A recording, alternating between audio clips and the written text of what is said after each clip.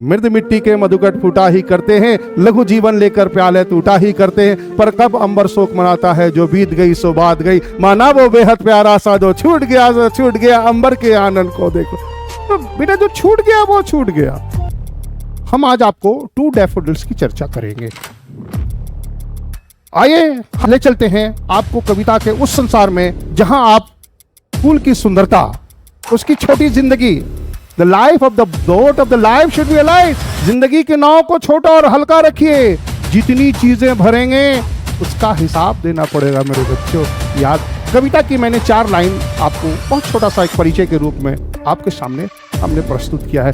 आप छब्बू के छप्पर पर चौधरों से छौ चुंदर छिछवा रही थी। एलिट्रेशन। चंदू के चाची ने चंदू के चाचा को चांदनी चौक पर चांदी के चम्मच से चटनी चटाई। Alliteration. Betty bought the butter but the butter was bitter, so she brought more butter to make the bitter butter better. That is alliteration. Sound का इस धरती पर हर सुबह एक नई फसल उगती है या कटती है। इस धरती पर हर सुबह एक नई फसल उगती है कटती है। जीवन एक महंगी मदिरा है जो कतरा कतरा। वोवेल, ये तो आप जानते होंगे ना वोवेल फाइव। ये बताने की तो आवश्यकता नहीं मुझे लगती है। आप क्लास 9th में जा रहे हैं, मैं उम्मीद करता हूं। नहीं जानते हैं कोई बात नहीं, मैं हूं। आप लोग जड़े रहिए, मैं सिखाऊंगा। 5 वॉवेल्स होते हैं, 13 वॉवेल साउंड्स होते हैं, 19 कॉन्सोनेंट्स होते हैं। आपको सब लोग बताता होगा कि नहीं 5 वॉवेल्स होते हैं, 21 कॉन्सोनेंट्स होते हैं। मेरे हिसाब से ये सही नहीं है। कॉन्सोनेंट्स 19 होते हैं। नमस्ते बच्चों, वनक्कम, वेलकम, खुशामदीद। आइए हम आपको देव क्लासेस के तरफ ले चले। आप सभी का खैर मकदम है, स्वागत है, वेलकम है देव क्लासेस में। आइए हम आज आपको एक बहुत ही सुंदर कविता टू डैफोडिल्स, रॉबर्ट हेरिक। एक पोयम डैफोडिल्स भी है विलियम वर्ड्सवर्थ की। दोनों पोयम अपने आप में एक विशेष तरह की पोयम है, एक विशेष तरह की कविताएं हैं। हम आज आपको टू डैफोडिल्स की चर्चा करेंगे। आइए हम ले चलते हैं आपको कविता के उस संसार में जहां आप फूल की सुंदरता, उसकी छोटी जिंदगी, एक बहुत जिंदगी की बहुत छोटी लाइफ क्या है। वर्ड्सवर्थ ने लाइफ के बारे में क्या कहा है, विलियम शेक्सपियर ने लाइफ के बारे में क्या क्या है कि all the world is a stage. Metaphorically दुनिया को एक स्टेज से कंपेयर किया गया है। दुनिया एक रंगमंच के समान है और हम सभी कठपुतली हैं। इसकी डोर ऊपर वाले के हाथ में है। कब, कौन, कहां, कब चला जाएगा, ये उसकी महिमा है मेरे बच्चे। तो आइए हम तो यहां कविता ने उसी संदर्भ में बात की है कि जिंदगी की एक छोटी सी, बहुत छोटा। आइए ले चलते हैं आपको टू डैफोडिल्स की तरफ। इस कविता में कवि ने जीवन के एक बहुत बड़े सत्य, लाइफ का सबसे बड़ा फैक्ट, ह्यूमन की जो नेचर है, ट्रांजिटोरी, क्षणभंगुर, we are just like a water bubble. पानी के उस बुलबुले की तरह है मेरे बच्चों, जो तुरंत खत्म हो जाता है। हमारा जीवन बहुत ही छोटा है। आइए हम आपको ले चलते हैं टू डैफोडिल्स के बारे में। डैफोडिल्स जो है एक प्रकार का फ्लावर है, फूल है, जो स्प्रिंग, वसंत ऋतु में फूलता है। यह फूल बहुत ही सुंदर होता है। हिंदी भाषा में इसको 10 बजिया फूल कहते हैं। तरह तरह के कलर होते हैं, गुलाबी होता है, उजला होता है, पीला होता है। बहुत तरह के कलर्स आप देखे होंगे, बैगनी भी मिलता है, रेयर तरह का। आजकल हाइब्रिड भी 10 बजिया फूल आ गया। बहुत ही साधारण तरीका से इसको आप अपने घर में उगा सकते हैं और ये बहुत ही सुंदर होता है। खासकर गर्मी में, ये स्प्रिंग के बाद इन महीनों में अब उसका ये होगा, उसके बाद फलना फूलना वो शुरू होता है। रॉबर्ट हेरिक इसके लिखने वाले हैं। ये उन्होंने इस कविता को लिखा है। अब देखिए कवि ने इस कविता को लिखा क्यों। जब वो डैफोडिल्स को देखता है उसकी छोटी सी जिंदगी को देखता है तो लेमेंट करता है, उसको रोना आता है कि भाई इतना सुंदर फ्लावर, इतना ब्यूटीफुल फ्लावर, इतनी छोटी सी जिंदगी लेकर कैसे आया है। तो आज हम उसी पर चर्चा करने वाले हैं मेरे बच्चों। देखते हैं कि क्या उन्होंने बताया है। रॉबर्ट फ्रॉस्ट का जो Robert Herrick to daffodils is a brief yet poignant meditation of beauty. बहुत ही छोटा, बहुत ही छोटा सुंदरता पर का वर्णन। उन्होंने शब्द का प्रयोग किया, फेयर डैफोडिल्स। अब देखिए, वर्ड फेयर का मतलब fair and lovely, fair and beautiful. Fair means what? साफ, सुंदर, बहुत ही सुंदर। तो beauty, beauty of the nature, प्रकृति की सुंदरता पर कितना अच्छा बात किया है। अब देखिए, fair daffodils we weep to see you. Why here the poet wants to weep? Why here he use weep? जबकि वो इंडिविजुअली देख रहा है, लेकिन जब वो वीप शब्द का प्रयोग करता है कविता में तो आपको लगे करी ये वीप क्यों लाया। तो हाँ, वीप का लाना कि उसको वो एक लार्जर एक्सटेंट पर सभी लोगों से जोड़ना चाहता, जिंदगी का एक यूनिवर्सल ट्रुथ जो हमारा है, मृत्यु के सत्य को वो हिट करना चाह रहा कि मृत्यु जो है आदमी का जीवन का एक सत्य है जिससे हम भाग नहीं सकते हैं। आगे बढ़ते हैं। Transitions and the fleeting nature, बदलने वाला, इम्परमानेंट, शॉर्ट, ट्रांजिशन से रेगुलरली चेंज करता रहता, बहुत छोटा है, बहुत महदूद जिंदगी है, बहुत ही माने अब बहुत ही कहते हैं 7 स्टेजेस, 7 स्टेजेस हैं। कितना होगा, कितनी मैक्सिमम एजेस हो सकती है मनुष्य की जिंदगी का? तब देखिएगा तो हमारे स्टेजेस में वो डिवाइड्स किए हुए हैं। Nature of life in this compact, देखिए छोटी पोएम में उन्होंने एड्रेस किया किसको? डैफोडिल्स विथ टेंडर अर्जेंसी, बहुत ही सॉफ्ट अर्जेंसी की, क्यों इतनी जल्दी है? You stay away, stay stay, बाल कहता कि रुकिए भाई, इतना जल्दी क्यों है? दे आर शॉर्ट लिव्ड, उसकी छोटी सी जिंदगी, as a mirror of human existence, ये जो उसकी शॉर्ट लिव्ड लाइफ है वो ह्यूमन एग्जिस्टेंस का आईना है कि मनुष्य की जिंदगी भी डैफोडिल्स की तरह छोटी है, लंबी नहीं। बच्चों, जिंदगी लंबी नहीं होनी चाहिए, ठीक है ना? आप जीते हैं, जितना भी जिंदगी मस्त रह के जीजिए। Its lyrical simplicity and emotional depth, इसकी एक लिरिकल सिंप्लिसिटी है और इमोशनल डेप्थ है। ये स्ट्राइक करता है रिफ्लेक्शन ऑन मोर्टेलिटी, कि मैन इज मॉर्टल,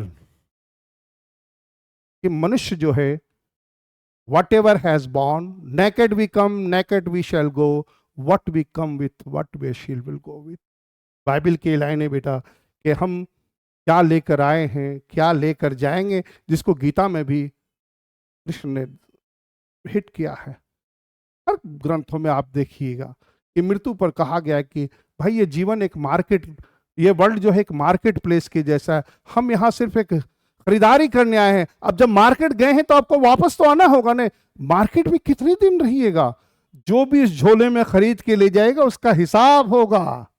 तो झोले, the life of the boat of the life should be light, जिंदगी के नाव को छोटा और हल्का रखिए, जितनी चीजें भरेंगे उसका हिसाब देना पड़ेगा। मेरे बच्चों याद रखिए, इस भ्रम में न रहे कि भगवान पूछेगा नहीं कि ये चीजें कहां से आई, इसका साधन क्या था, तुमने कहां से इस धन का अर्जित किया। तो आप इन चीजों पर ध्यान रखिए कि अपने कर्म को पर ध्यान रखिए कि किस कर्म को कर रहे हैं, और किए हुए शब्द, किया हुआ कर्म वापस आता है, आज नहीं तो कल वो आएगा। आप नहीं, आपके आने वाली जनरेशन इस कर्मों को देखेगी। तो अपने कर्मों पर बड़ा सचेत रहिए।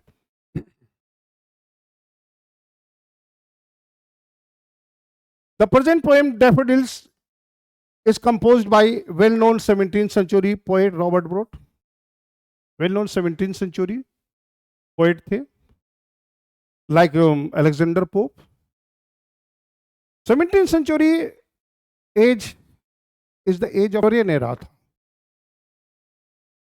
Most of the prominent poet, जितने भी अंग्रेजी के महान कवि जो हुए, वो इसी एज में जन्म हुआ और उन्होंने बहुत सुंदर सुंदर कविताओं का, तो उन्होंने इस कविता को 17वीं शताब्दी में लिखा।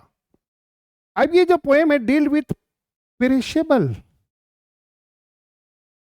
क्षण भंगुर, पेरिश होना, डेथेबल, लाइफ जो है पेरिश्ड होना है। Whatever is born is to perish, जो जन्म लिया है वो मृत्यु को प्राप्त होगा। ये जीवन का सबसे बड़ा सत्य है मेरे बच्चों। The ultimate truth of life is death and that is only permanent. जिंदगी में कोई चीज निश्चित नहीं हो सकती, बट एक चीज निश्चित है, तुम्हारी मृत्यु वो आएगी। और जन्म के समय तुम्हारे मृत्यु का समय लिख दिया गया, वो दिन, वो स्थान, वो समय, वो लिख दिया गया है, तुम वहीं पर होना है। लेकिन हम इस सत्य को भूल जाते हैं, सिर्फ जीने में मग्न रहते हैं। आप हर दिन, हर साल बढ़ते जाते हैं और आप कैंडल्स को ब्लो करते हैं, जीवन के एक क्षेत्र को आपने बुझा दिया और खुशी मनाते हैं। इनफैक्ट आपको तो देखना चाहिए कि धीरे धीरे आप अपने गोल, जो आपका गोल है, अल्टीमेट गोल, मृत्यु की तरफ जा रहे हैं। ये नेगेटिव बातें नहीं है बेटा, ये फैक्ट है। जो सत्य है वो सत्य है, उस सत्य से हम मुंह नहीं मोड़ सकते हैं। भले आप उस सत्य को के लिए आप मुंह मोड़ के आप पीठ फेर लेने से, ऑस्ट्रिच पॉलिसी, ऑस्ट्रिच जब तूफान आता है तो अपनी गर्दन को बालू में गाड़ देता है, तो क्या उससे तूफान गुजर जाता है? नहीं मेरे बच्चों, उससे उसकी मृत्यु हो जाती है। तो ऑस्ट्रिच पॉलिसी से नहीं जिंदगी जी जाती है।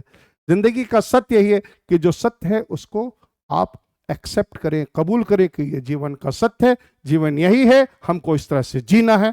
अब जब जीना है और मरना भी है, तो बस उस जीने और मरने के बीच में हमको जिंदगी को अपना एंजॉय भी करना है।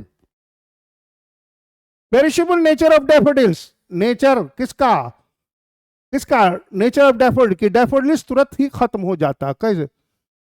सुबह में 10 बजे फूल कहलाता है, वो 10 बजे खिला, 12 बजे तक वो खत्म। पूरी तरह से जब सन की रेज भी उस पर नहीं स्प्रे हो पाती है, तब तक वो मुरझा जाता है। 10 बजे फूल वो कहलाता है। Ultimately suggest the transitory existence of all human being. Ultimately वही कह रहा था कि सजेशन देखिए, मैसेज कुछ अलग है।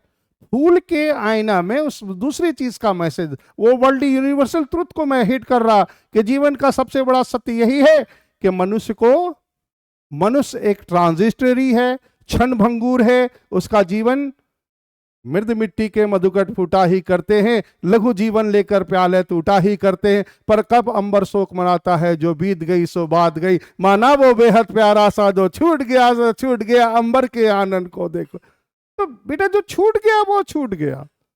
मृद मिट्टी के, हम मीठी मिट्टी के मधुकट फूटा ही करते हैं, लघु जीवन मेरे छोटा जीवन लेकर आए, प्याले टूटा ही करते हैं। तो टूटता है, जिंदगी में कोई बड़ी चीजें नहीं, जो जीवन लेकर आया है वो टूटेगा। ये हरिवंश राय की बहुत ही फेमस कविताओं में से एक कविता थी, जो बीत गई सो बात गई।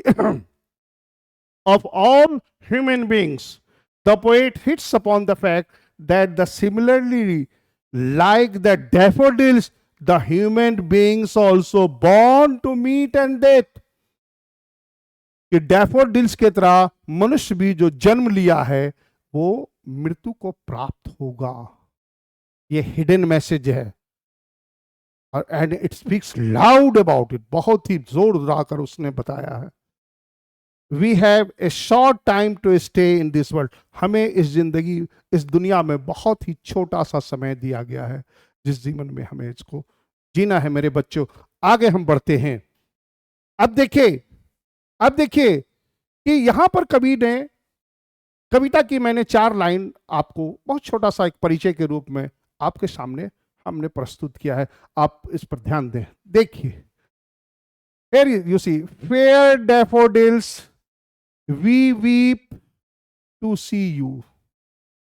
Here you see, there is semicolon is over. Here the fair daffodils, here the consonants, repeated consonant sound, consonants, consonant sound, repeated consonant sound, fair, ये जा रहे, F is a consonant, D is a confident, F is a consonant, D is a confident, तो all consonant sound repeat किए गए हैं, consonants का प्रयोग है, repeated consonant sounds are used, why, to make it simple, to make it impactful, इसको प्रभावशाली बनाने के लिए we weep, W W repetition, alliteration का प्रयोग है, एलिट्रेशन क्या है बेटा, रिपीटेशन ऑफ कॉन्सोनेंटल साउंड, छा साउंड, चा साउंड, छब्बू के छप्पर पर चौधरों से छौ छुचुंदर छिछवा रही थी, एलिट्रेशन, चंदू के चाची ने चंदू के चाचा को चांदनी चौक पर चांदी के चम्मच से चटनी चटाई, alliteration, Betty bought the butter but the butter was bitter so she brought more butter to make the bitter butter better, that is alliteration. Sound का देखिए कैसे प्रयोग हो रहा, छह शब्द का, छब्बू के छप्पर पर 6 दिनों से 6 छुचुंदर छुछुआ रही थी, अब देखिए छा छा का, अब चा का, चंदू की चाची ने चंदू के चाचा को चांदनी चौक पर चांदनी रात में चांदी के चम्मच से चटनी चटाई, चौ चौ चौ चौ, ये एलिट्रेशन होता है मेरे बच्चों। कितनी सुंदर कविताओं की सुंदरता यही होती है बेटा, जब तक कविताओं में ये फिगर है, फिगर ऑफ स्पीच, मैंने बोला था फिगरेटिव इंग्लिश, ये फिगर है, फिगर ऑफ स्पीच है, बोलचाल की भाषा में हम इस तरह की भाषाओं का प्रयोग करते हैं। अब आगे बढ़ते हैं, we weep to see you, अब देखिए यहां एजोनेंस का भी प्रयोग है, कंसोनेंस होते हैं तो एजोनेंस क्या, vowel sound, repeated vowel sound, यहां vowel sound we weep see, vowel sound का भी प्रयोग है, कोई दिक्कत नहीं, कोई पूछेगा एजोनेंस क्या होता, वॉवेल साउंड, कॉन्सोनेंस क्या होता, वो कॉन्सोनेंट साउंड, दो ही तरह के साउंड होंगे, आइदर वॉवेल साउंड होंगे या कॉन्सोनेंट साउंड होंगे, दो ही तरह के साउंड हो सकते हैं। लिटरेचर अगर अल्फाबेट को अगर आप देखते हैं तो हमारे अल्फाबेट्स क्या हैं, कॉन्सोनेंट्स एंड वॉवेल्स में डिवाइड है, तो उसी तरह साउंड भी हमारे डिवाइड्स हैं, कॉन्सोनेंटल साउंड, वॉवेल साउंड, तो साउंड पर बेसिस है बेटा। You haste away, hissing sound, haste haste, hissing sound, haste, hissing sound, जैसे सांप नहीं फुनकारता, हेस्ट, हेस्ट, हिस करने की आवाज आएगी, हेस्ट साउंड का प्रयोग किया गया, so soon as yet the early rising sun has not attend his noon, soon is rhyme with noon, अब here you see rhyming scheme, A B A B A A B C A. Here you see C noon and soon, A B C B. That is the rhyming scheme. So here you see that the rhyming scheme of the poem is talk. So come to the fair daffodils. Let us see the explanation. The poem is in direct address to spring. The poet has directly address. Direct apostrophe कहलाता है बेटा, इसको कहते हैं apostrophe. Apostrophe is also a figure of speech. Apostrophe is use when something is not present but directly address. The poet has directly, एकदम सीधे उसको बताया कि फेयर वो वहां पर है नहीं, बट उसकी कल्पना वो कर रहा है, उसको इमेजिन कर रहा है कि वो डैफोडिल्स है, उसने कहीं देखा होगा, उसकी छोटी जिंदगी पर से वो प्रभावित हुआ होगा, लेकिन जब वो कविता लिख रहा था वहां पर वो प्रेजेंट नहीं था. तो यहां एपोस्ट्रॉफ का प्रयोग किया गया कि fair daffodils, an example of apostrophe. ये क्या है बेटा? An apostrophe is a figure of speech, बोलचाल की भाषा का है, in which speaker directly address, किसको डायरेक्टली एड्रेस कर रहा है? डैफोडिल्स को. Fair daffodils, O beautiful daffodils, fair beautifuls की बात हो रही है, जब हम फेयर की बात किया तो वो ब्यूटीफुल की बात हो गया। स्प्रिंग्स में सबसे अर्लीस्ट फ्लावर है, सबसे पहले उगने वाला, सबसे पहले खत्म भी, पेरिश हो जाने वाला, वैनिश भी हो जाने वाला। तो इसकी बातें हो रही हैं। In which the speaker directly address someone, कुछ है यहाँ, यहां पर क्या है समवन, वो फूल, कौन सा फूल, डैफोडिल्स है। समथिंग, समवन समथिंग, कोई चीज है, वो कौन सी चीज है, फूल है। Not present, the flower is not present in reality, but the poet is directly addressing to the daffodils. He called it fair daffodils. We weep to see you. Here you see the poet laments. Poet जो है lament कर रहा है, वो रो रहा है. The fact that the flower daffodils bloom in the morning. सुबह में उगता है, सुबह में 10 बजिया फूल कहलाता है. Wilt and fall, मुरझा कर गिर जाता है. सो क्विकली, इतना जल्दी से कि व्हेन द सनलाइट स्प्रे, सूरज की किरण उस पर पड़ी नहीं कि वो मुरझाकर खत्म हो गया मेरे बच्चों. When the sunlight spray it starts to fade till the noon, दोपहर होने तक ये पूरी तरह से वैनिश्ड हो जाता है, मुरझा जाता है, खत्म हो जाता है. The poet is upset. अब देखिए बेटा, वेन पोएट कम्स अक्रॉस, जब फ्लावर डैफोडिल्स, इस सुंदर फ्लावर डैफोडिल्स की छोटी सी जिंदगी को देखता है तो वो बड़ा ही दुखी होता है, वो बड़ा ही अपसेट हो जाता है, वो बड़ा ही रेस्टलेस हो जाता है, बेचैन हो जाता है कि भाई इतना सुंदर फूल, इसकी जिंदगी कुछ तो बड़ी होनी चाहिए. वो इनफैक्ट एक प्रेयर के रूप में सोच रहा है, एक थाउटफुल में है कि वो आखिर क्यों नहीं हो रहा है. About the fleeting, temporary and short life of the daffodils, उसकी छोटी सी impermanent, बदलने वाली छोटी सी जिंदगी से वो बहुत परेशान है, अपसेट है. आगे बढ़ते हैं बेटा, देखिए अब here you see I have divided the poem in meter for your better convenience, आपको समझने में बहुत आसानी होगी. देखिए, फेयर डैफो, डैफोडिल्स, ये दो वर्ड है. डैफो stress, number of stress and stress, fair daffodils. See कितने वर्डों पर दबाव पड़ रहा है. Try to pronounce it, latest pronounce, मेरे साथ प्रोनाउंस कीजिए. फेयर, बोलिए, फेयर डैफोडिल्स. टू साउंड है, डैफोडिल्स. वी वीप, एक साथ, वी वीप. यहां पोएट ने वी लिखा, आई नहीं लिखा. पूरे लार्जर सेंस में पूरी यूनिवर्स, पूरी दुनिया, सभी इंसानों को जोड़ना चाहता है. To see you haste, haste hissing sound, तुम जल्दी में हो.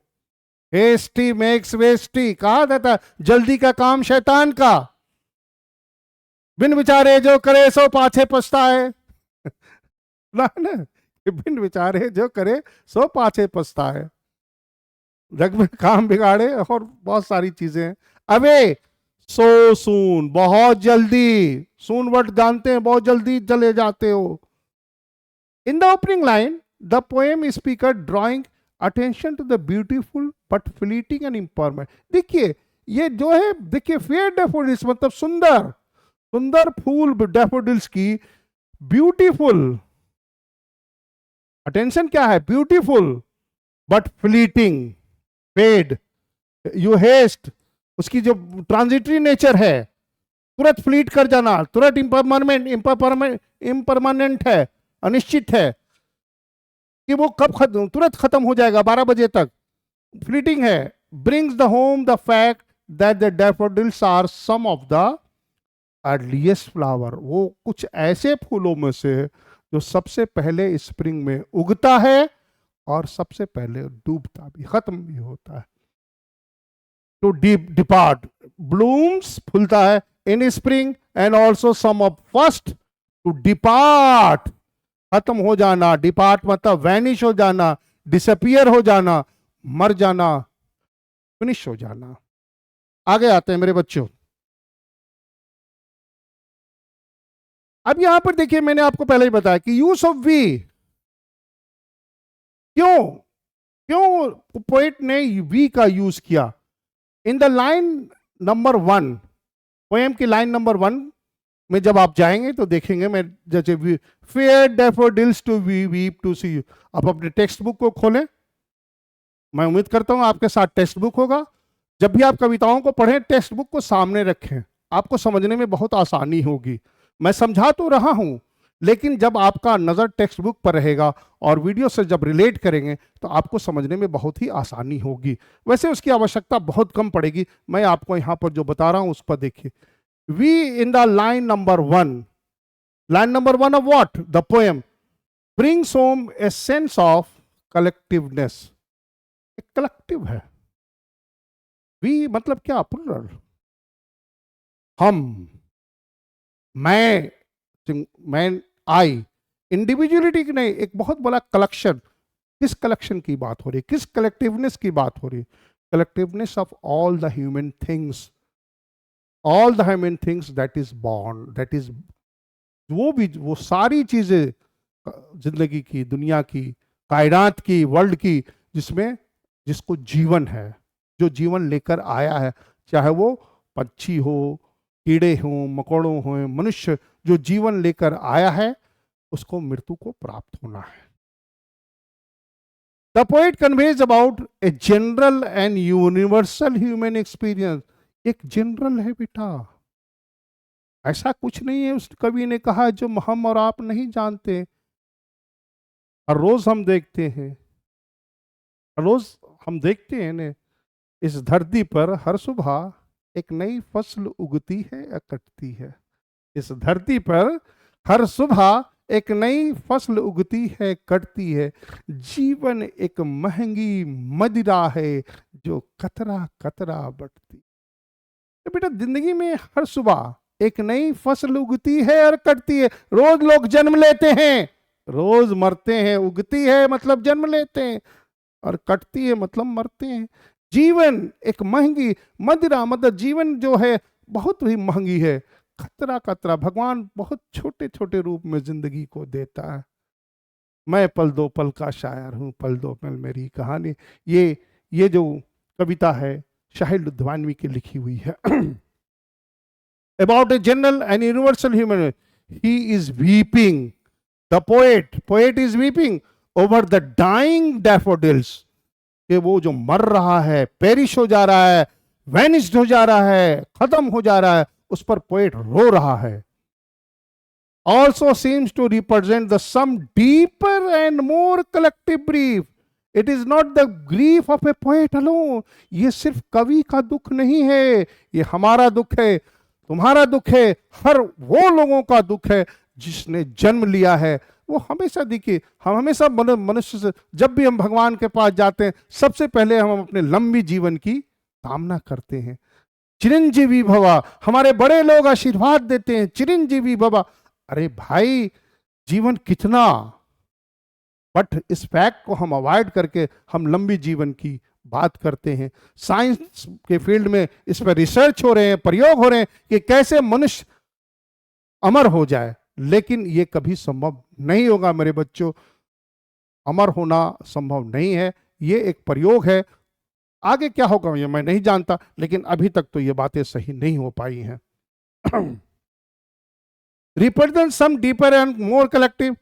अब यहां early rising sun, the sun that has arise in early, वो सूरज जो सुबह में अभी तो उगा ही है,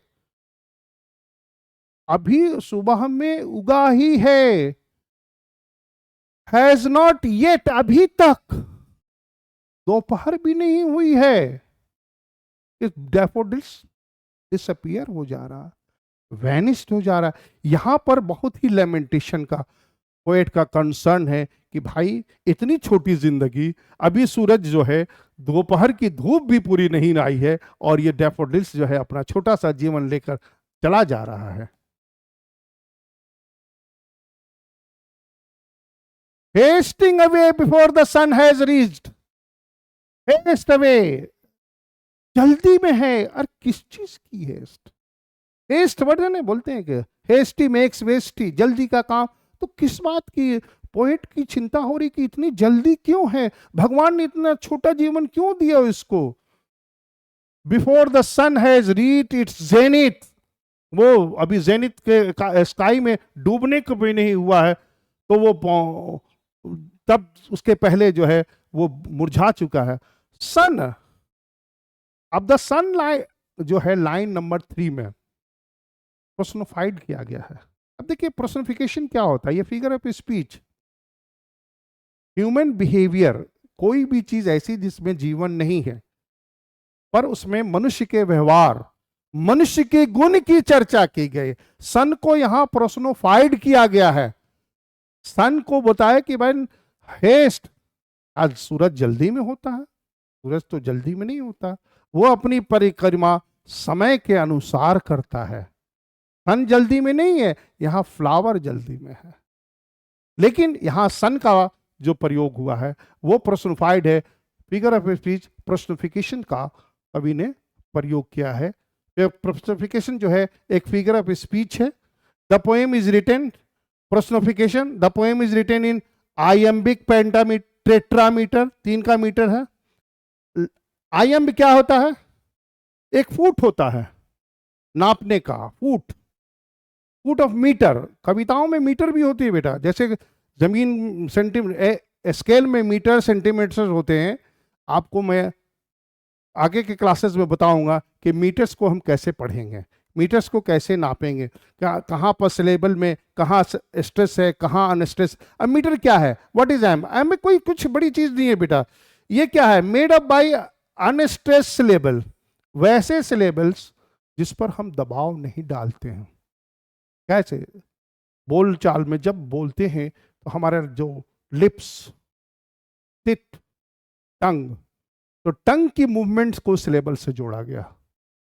ठीक है ना? सलाइवा वर्ड सुने उसे सिलेबल, जो हमारे तालू से जुड़ा हुआ है। तो ये जब हमारी जो टंग है उससे जुड़ती है तो हम उसको सिलेबल कहते हैं, स्ट्रेस सिलेबल। अब यहां पर देखिए कॉन्सोनेंट्स का यूज हुआ है।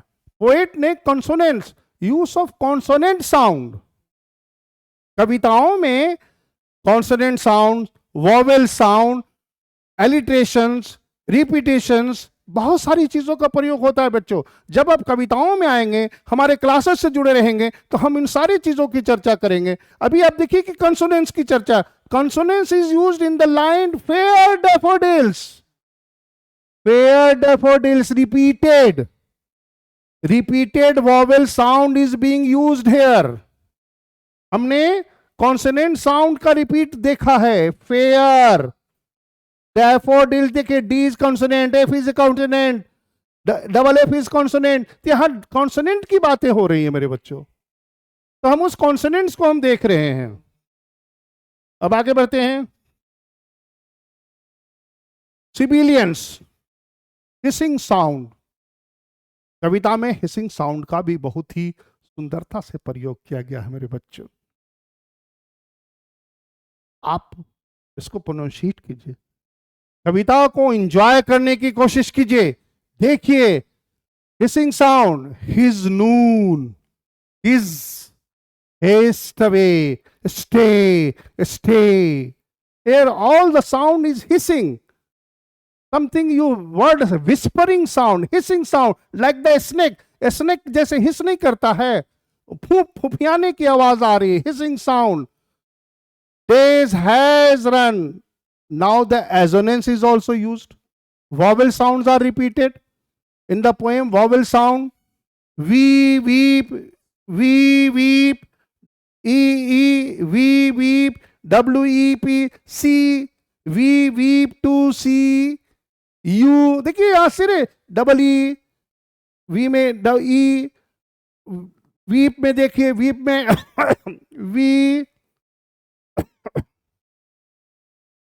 वीप, ये देखिए इज वॉवेल, ये तो आप जानते होंगे ना वॉवेल फाइव, ये बताने की तो आवश्यकता नहीं मुझे लगती है। आप क्लास 9th में जा रहे हैं, मैं उम्मीद करता हूं नहीं जानते हैं कोई बात नहीं, मैं हूं, आप लोग जड़े रहिए, मैं सिखाऊंगा।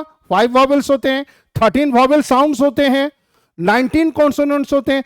आपको सब लोग बताता होगा कि नहीं 5 वॉवेल्स होते हैं, 21 कॉन्सोनेंट्स होते हैं। मेरे हिसाब से ये सही नहीं है। कॉन्सोनेंट्स 19 होते हैं, 2 सेमी वॉवेल्स होते हैं, 5 वॉवेल्स होते हैं। आप हमारे ग्रामर के क्लासेस से जुड़े रहेंगे बच्चों, मैं उसके में भी आपको ले जाऊं। ग्रामर का अथाह सागर है, जब आप हमारे क्लासेस से जुड़े रहेंगे आप बेनिफिटेड जरूर होइएगा। आगे बढ़ते हैं।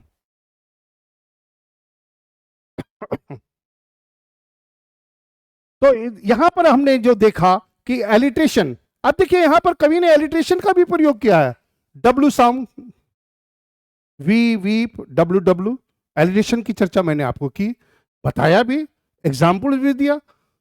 वो शब्द जिसको रिपीट करते हैं, जैसे मैंने बताया कि चंदू के चाची ने चंदू के चाचा को चांदनी चौक पर चांदनी रात में चांदी के चम्मच से चटनी चटाई, बेटी बाउट सम बटर बट, देखिए बेटी बी से, बाउट बी से, बटर बी से, she but she bought, but भी बी से, सम मोर बटर फिर बी से, टू मेक द बटर फिर बटर से, बीटर बी से, to make the bitter butter better. देखिए सारे बी साउंड का प्रयोग हो रहा, यही एलिट्रेशन है बेटा।